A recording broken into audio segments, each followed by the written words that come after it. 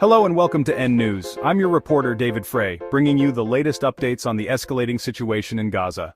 In the past 24 hours, at least 23 Palestinians have been killed, and 39 others wounded across Gaza as violence continues to surge. The relentless conflict has left hospitals overwhelmed, with medical staff working around the clock to treat the injured. The streets of Gaza are filled with the sounds of sirens and the cries of those who have lost loved ones. While both Hamas and Israel had previously indicated progress towards a ceasefire, both sides are now blaming each other for delays in reaching an agreement. The international community watches closely, urging both parties to return to the negotiating table. Protests have erupted in various parts of Gaza, with citizens demanding an end to the bloodshed and a return to peace. A US-based food crisis monitor has raised alarming concerns, reporting that famine conditions are unfolding in northern Gaza. The scarcity of food and essential supplies has left many families struggling to survive.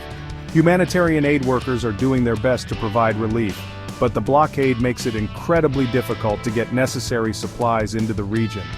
This is a direct result of Israel's near-total blockade on food supplies, intensifying the already dire humanitarian crisis in the region.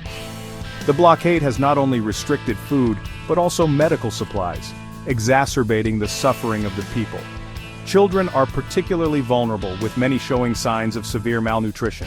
Meanwhile, the Christian community in Gaza marked a somber Christmas, praying for an end to the ongoing devastation.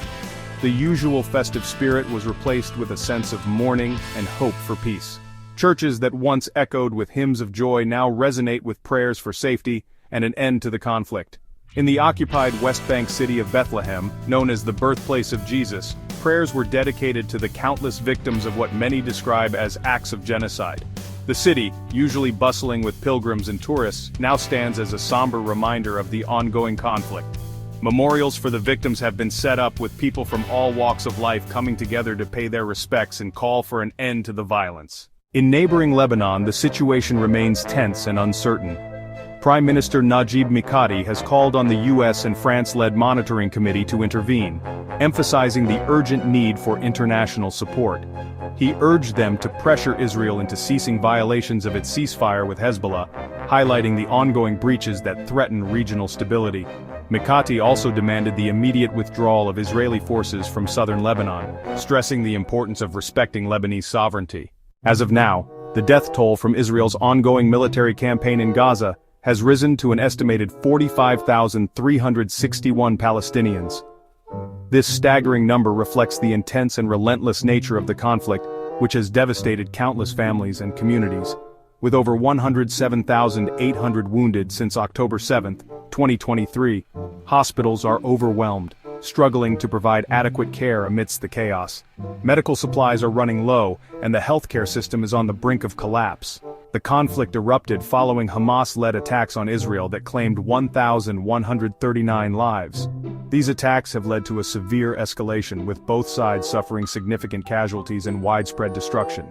With more than 200 people reportedly taken captive, the situation remains dire. Families of the captives are in anguish, and international efforts are underway to negotiate their release, adding another layer of complexity to the already volatile situation. Stay tuned for further updates as the story develops. This is David Frey reporting for N News. Thank you for watching, and please like, share, and subscribe for more in-depth coverage.